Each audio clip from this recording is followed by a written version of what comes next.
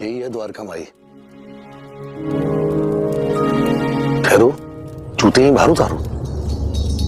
बाहर? बहुत कीमती है मेरे जूते, अगर कोई उठा ले गया तो, या फिर किसी ने गंदा कर दिया तो? क्या सोचने लगे, जल्दी चलिए। हाँ। प्रणाम साईं। साईं ये मेरे पुराने मित्र हैं, हरि कानोबा, आपको बहुत मानते हैं।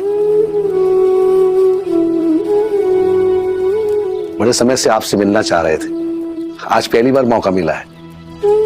प्रणाम साईं। प्रवचन शुरू होने वाला है, बातें बाद में करेंगे। आप दोनों वहीं पीछे बैठ जाओ। आओ। साईं मैं आगे बैठना चाहता हूं, और वैसे भी मैं पहली बार आया हूं। लेकिन ये तो यहां रोज आते हैं, और वैसे भी ये पहले से भी बैठे हुए हैं।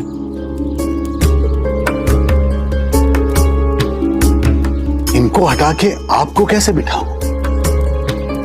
साईं इस महामारी में किसी भी बात का ख्याल न करके मैं आपसे मिलने आया।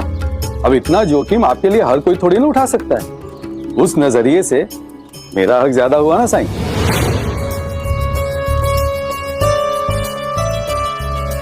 वैसे भी वो जगह खाली है, तो मैं वहां बैठ जाता हूं ना साईं, आपके करीब।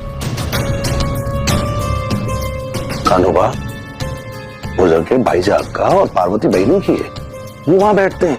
कोई बात नहीं, आप वहां बैठ जाइए, हम दोनों पीछे बैठ जाएंगे। नहीं भाई साहब, कानूबा ने एक बहुत ही दिलचस्प बात कही कि किसका हक ज्यादा है। तो क्यों ना आज वो आजमा कर देख ही ले।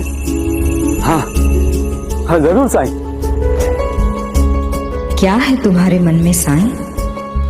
कानोबा, बाईजामा, आप दोनों यहां आकर बैठ जाइए।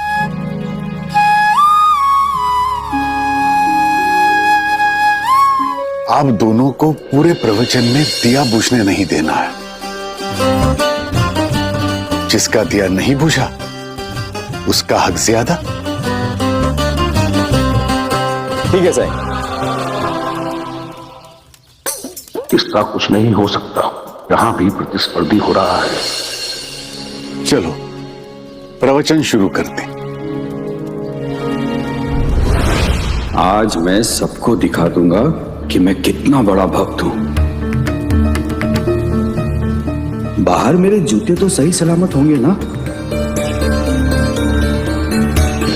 एक बार नारद मुनि ने विष्णु जी से पूछा, आपका सबसे बड़ा भक्त कौन है प्रभु? कौन आपको सबसे पहले पाएगा? विष्णु जी ने एक किसान का नाम लिया जो दिन रात काम करते हुए उनका नाम लेता था। ये सुनकर नारद जी बहुत दुखी हो गए।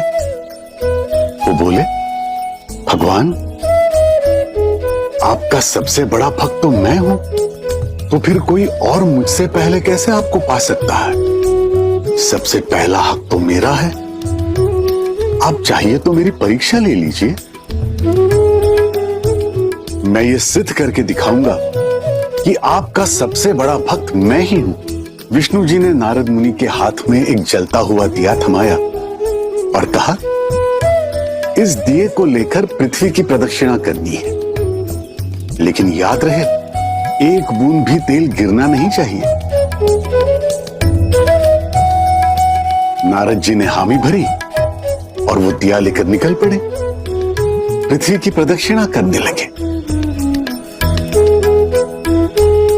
इस दौरान उनका पूरा ध्यान दिए से तेल ना छलकने पाए इसी पर लगा रहा। इनका दिया बुझ गया, इनका दिया बुझ गया साईं।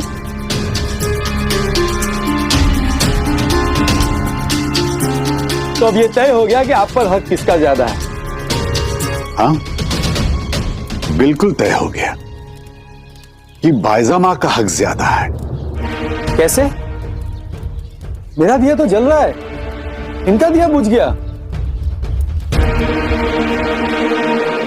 क्या आप बता सकते हैं कि मैं अभी क्या कह रहा था? नहीं, मेरा ध्यान तो पूरा दिए में था साईं। बायजा मां, आप बता सकती हैं? जरूर साईं। साईं ने अभी एक कहानी सुनाई थी जिसमें नारद जी बहुत परेशान हो गए क्योंकि विष्णु जी ने कहा कि उनका सबसे बड़ा भक्त एक गरीब किसान है। लेकिन साईं, इस कहानी का इससे क्या संबंध? कानोबा, कहानी का आखिरी भाग ही सुन लो, शायद तुम्हें तुम्हारे प्रश्न का उत्तर मिल जाए।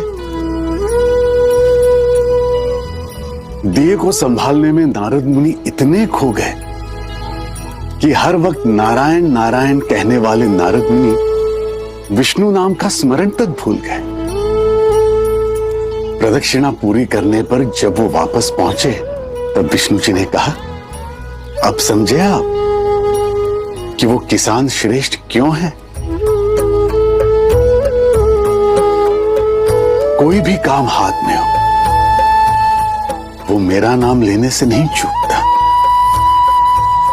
इसलिए वो मुझ तक का सफर जल्दी तय करेगा। अब समझे कानोबा? नारद जी दिए में इतना खो गए कि विष्णु नाम का स्मरण विस्मृत कर बैठे।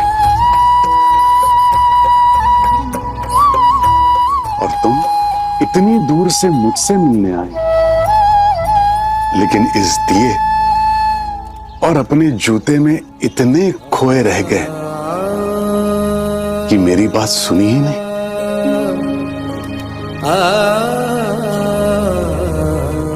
अब कहो, किसका हक ज्यादा है?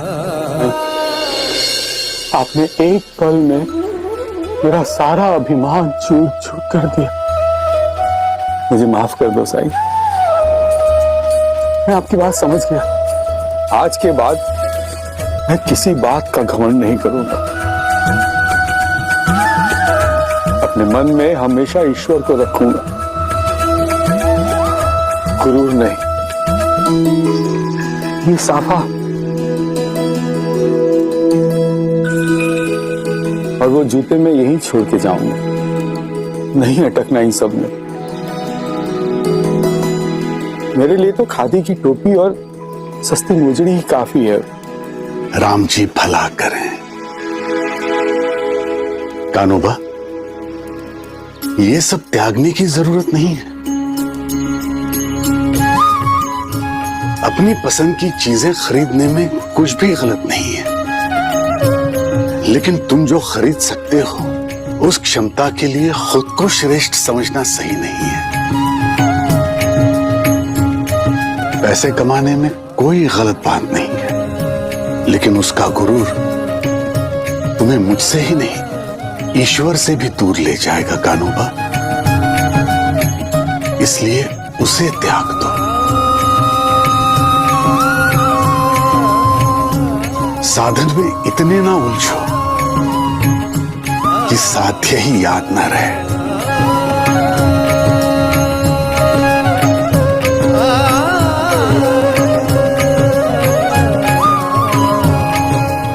और यही चीज जीवन की हर बात में लागू होती है।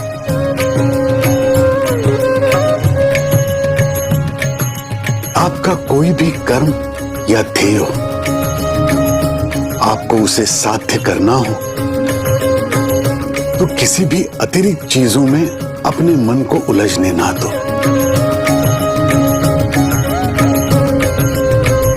कठिनाइयां आएंगी, लेकिन कठिनाइयों में उलझकर अपनी मंजिल को मत खो।